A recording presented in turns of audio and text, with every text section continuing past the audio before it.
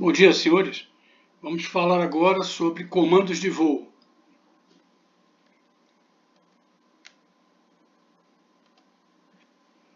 Princípio do controle de voo. A altitude e a velocidade do EC-135 são controladas ajustando o ângulo de incidência das pás do rotor principal e de cauda. Controle coletivo. Alterar o ângulo de incidência igualmente em todas as 4 pás do rotor principal aumenta ou diminui o empuxo do rotor principal. Isso é chamado de controle coletivo. Controle cíclico. O controle cíclico ajusta o ângulo de incidência de 2 pás opostas e de forma inversa. Por meio disso resulta uma força horizontal. O helicóptero se inclinará e se moverá na direção da força horizontal. O controle cíclico consiste em controle lateral, que é o movimento para a esquerda e para a direita, e o controle longitudinal, movimento para frente e para trás. Controle do rotor de cauda. O controle do rotor de cauda é o mesmo que o controle coletivo do sistema do rotor principal. Ajustar o ângulo de incidência das 10 pás do rotor de cauda, que coletivamente varia o empuxo, reagindo contra o torque do rotor principal. Se essas forças forem iguais, o helicóptero fica parado, pairando. Caso contrário, o helicóptero girará em torno de seu eixo de guinada. Controle coletivo. Os sinais de controle coletivo são dados puxando a alavanca de passo coletivo para cima ou empurrando para baixo. Puxar cria uma subida e empurrar uma descida. Alavanca de passo coletivo está localizada no lado esquerdo do assento do piloto. A segunda alavanca está localizada no lado esquerdo do assento do copiloto. Ambas as alavancas coletivas são conectadas mecanicamente por meio de um tubo. Freio de fricção. Para evitar movimentos indesejados, a alavanca de coletivo durante o voo possui um freio de fricção. Ele atua no tubo. O atrito desejado contra o movimento da alavanca de passo pode ser definido pelo parafuso de ajuste. Parada do passo coletivo. É uma parada elástica que permite o ângulo de ataque das pás do rotor principal em voos rápidos e de alta densidade em altitude.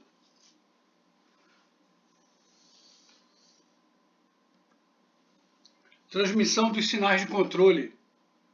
São transmitidos por meio do eixo coletivo, localizado sob o piso da cabine, algumas hastes de controle e a alavanca de entrada de controle da unidade hidráulica dos atuadores.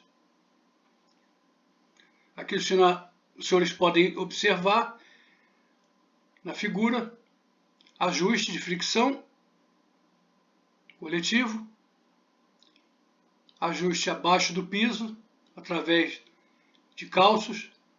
O manual de manutenção ele detalha bem como proceder.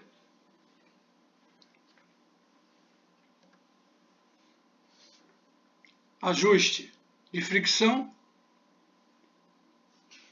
com a mola de retenção do coletivo, a mola dianteira, que é a compensação do peso. A fim de compensar as forças necessárias para mover as alavancas do coletivo, é instalado um sistema de compensação de peso.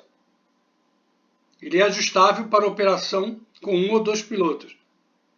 Está localizada sobre o piso da cabine, conectado ao passo coletivo. Aqui nós temos o ajuste, travamento do coletivo e o ajuste de peso abaixo da cabine.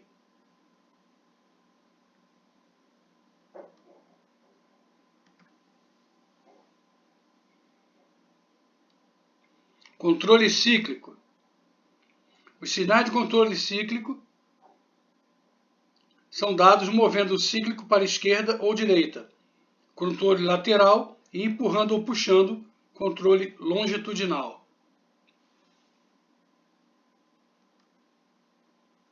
ajuste, a mola de tensão, ajuste de coletivo, tudo abaixo da cabine. A tensão de compensação, é a compensação do peso. A mola de tensão,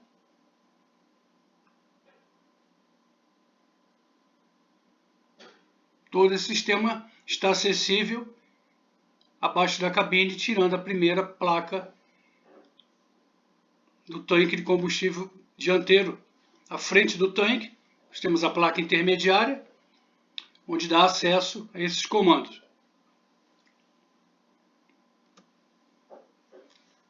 Controle cíclico e as unidades de compensação. Compensação de vibração.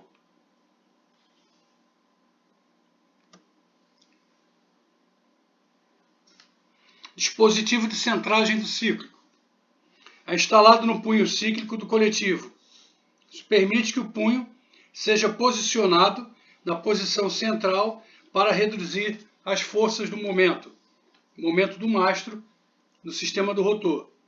E consiste em um perfil metálico preso ao tubo cíclico e um pino de receptáculo que faz a parte no painel de instrumentos. Esse dispositivo evita que o punho cíclico fique em uma posição travada. Esse dispositivo que vocês estão vendo aqui. Que pode levar à perda de controle do helicóptero.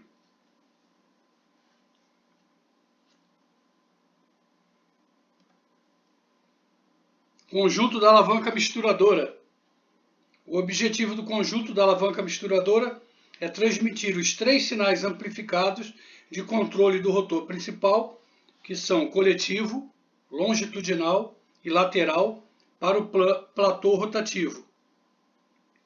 Garfo de controle coletivo é suportado pelo suporte articulado montado no topo da transmissão principal.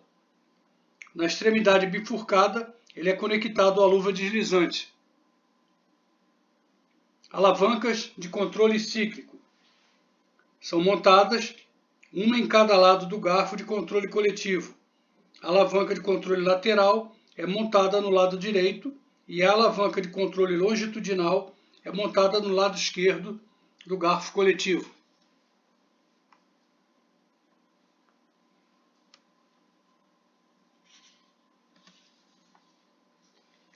Transmissão dos sinais de controle. Sinal coletivo. Para aumentar a elevação vertical do helicóptero, o platô rotativo deve ser levantado uniformemente pelo garfo coletivo e pela luva deslizante, um linha. Linha. Os pontos de articulação das alavancas lateral e longitudinal devem ser aumentados, a fim de evitar uma entrada cíclica para o platô rotativo. Entrada longitudinal. Faremos um exemplo de voo para frente. A alavanca longitudinal levanta o ponto 3 para o ponto 3 linhas e inclina o platô rotativo.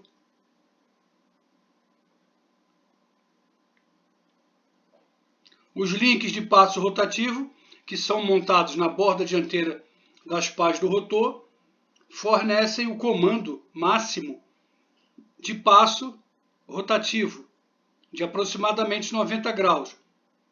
Devido ao efeito giroscópico, a massa inercial das pás e a característica do rotor e as pás oferecem a maior elevação na posição traseira da pá. O levantamento mais baixo é no bordo de ataque. O bordo se inclina para frente, o que faz com que o helicóptero voe para frente.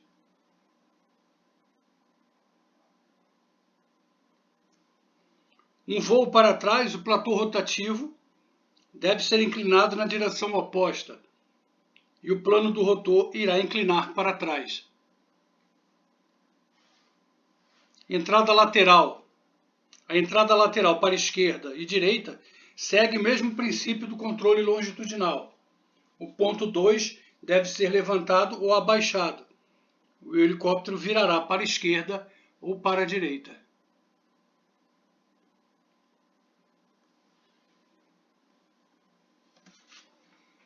Platô rotativo transfere a entrada de controle cíclico ou coletivo da parte estacionária dos controles de voo para as pás rotativas. Os comandos de controle coletivo movem a luva deslizante para cima ou para baixo. Dentro da luva são fixadas duas buchas de teflon, o que permite fácil movimento de deslizamento no tubo de suporte montado na caixa de transmissão. Anel cardan. O anel cardan contém 4 rolamentos, 2 para girar o anel cardan e 2 para girar o anel de controle.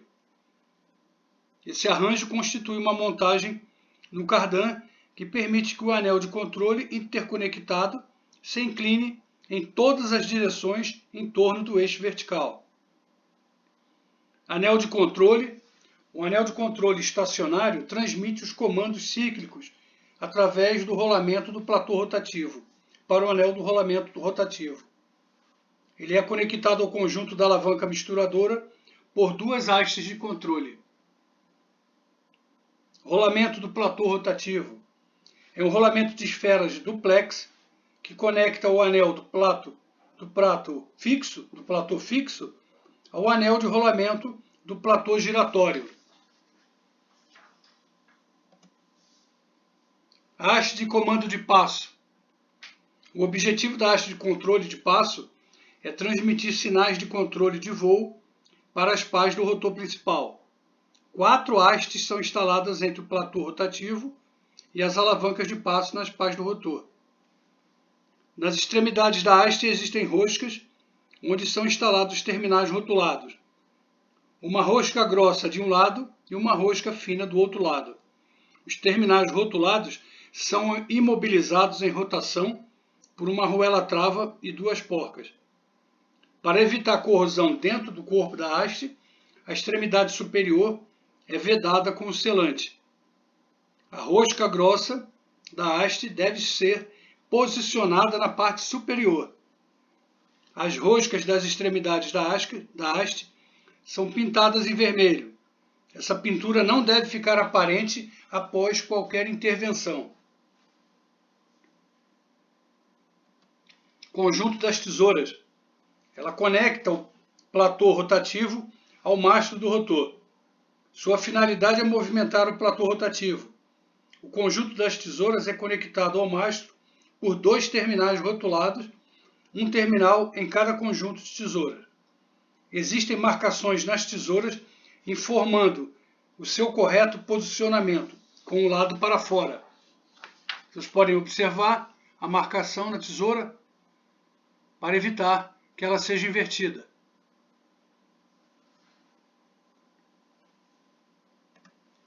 Sistema de trim. O EC135 está equipado com unidades de movimento hidráulico para controle do rotor principal, que amplificam os sinais de controle. Nenhuma força de controle adicional é necessária no punho. Para melhor manuseio do helicóptero, existe um controle artificial que dá ao piloto uma pilotagem sem esforços. São instalados atuadores de compensação com molas de forças artificiais nos controles cíclicos na seção não assistida hidraulicamente. Atuadores de trim. O atuador do compensador longitudinal é instalado abaixo do piso da cabine, centralizado diretamente atrás da caverna 1 e na frente do eixo cíclico. O atuador lateral é instalado abaixo do piso da cabine, centralizado atrás do eixo cíclico e na frente da caverna 2. No atuador estão montados um motor DC, uma embreagem eletromecânica, um freio de ficção centrífugo, um sensor de posição e uma mola para sensação de força artificial. Então, na figura, na ilustração, vocês podem observar o atuador e sua haste ligada ao comando cíclico. Os 2 atuadores. visto de cima, e um esquema interno de posicionamento dos seus componentes.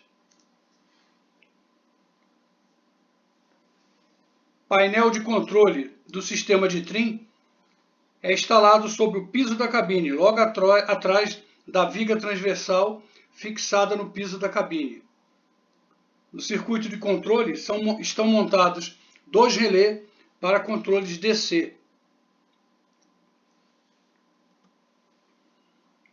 Chave de compensação direcional de 4 posições.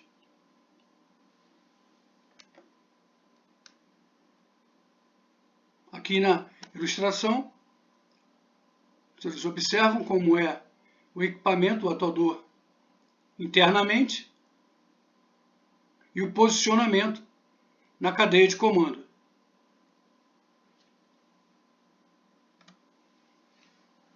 Chave de compensação direcional, 4 posições. As chaves de compensação de 4 vias são instaladas nos punhos cíclicos. A posição de compensação desejada do controle cíclico é ajustada pelas chaves de compensação de 4 vias. São instaladas no punho cíclico os botões ATT para fixar e Trim Release para liberar a posição de compensação. Duplo comando. Se for instalado um duplo comando na aeronave, a prioridade do interruptor de compensação de 4 vias é definida para trás e para a direita, independente se o sinal de compensação for executado pelo piloto ou pelo copiloto. Os disjuntores Trim, ACT e Trim Release são montados no console superior.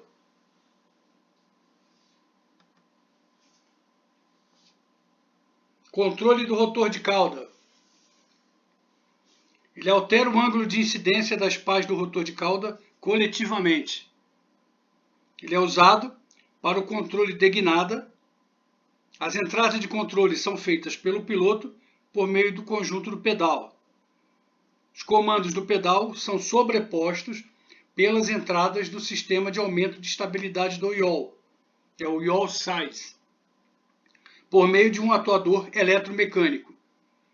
Os comandos são aumentados hidraulicamente e transmitidos à aranha de controle do conjunto das pás. Os conjuntos de pedais do piloto e do copiloto são ligados por uma haste de conexão. Então, como nós tínhamos falado anteriormente, lá atrás, esse conjunto vai comandar o movimento do rotor de cauda. Esse atuador, ele é montado na haste que trabalha axialmente para atuar o conjunto axial através da aranha no ângulo das pás do rotor de cauda. Vocês podem observar aqui o trim de atuador e nesse ponto é montado a haste que atua na aranha. Um cabo teleflex que leva esse movimento até o atuador. Atuador de yaw é um atuador com feedback de posição integral. Ele tem um atuador tipo SEMA, que quer dizer atuador eletromecânico inteligente. Ele converte o sinal de estabilização produzido pelo giroscópio de fibra óptica, o FOG, em uma entrada mecânica correspondente para a ligação de controle do rotor de cauda. Cabo do rotor de cauda, cabo teleflex, consiste de 2 fileiras de esferas de aço que estão presas em gaiolas, em alojamentos. As esferas de aço rolam entre 2 pistas externas e um núcleo central. Uma chapa flexível envolve todo o conjunto. Devido a esta construção, o núcleo central é capaz de transmitir forças de tração e compressão idênticas. Então tem uma capa, um revestimento, há um deslizamento das 2 pistas ligados ao comando do rotor de cauda ou qualquer outro comando. o cabo desliza e transmite todo o movimento desejado. Função do controle do rotor de cauda. O ângulo de incidência das pás do rotor de cauda pode variar dentro de uma faixa de menos 16,8 a mais 34,2 graus. Por exemplo, um comando de controle de guinada para a esquerda, executado pelo piloto, acionando o pedal esquerdo, ele é transmitido como um movimento de tensão para o cabo flexball, teleflex. O cabo flexball atua em uma haste de controle do fenestron na entrada do atuador de guinada. Então o cabo vai atuar na entrada do atuador, o atuador, por sua vez, vai fazer o movimento axial para deslocamento em ângulo das pás do rotor de cauda, levando a aeronave para o sentido desejado. Bom, senhores, chegamos ao final desse capítulo. Espero que tenham gostado. Nosso próximo capítulo é o sistema hidráulico. Muito obrigado pela atenção.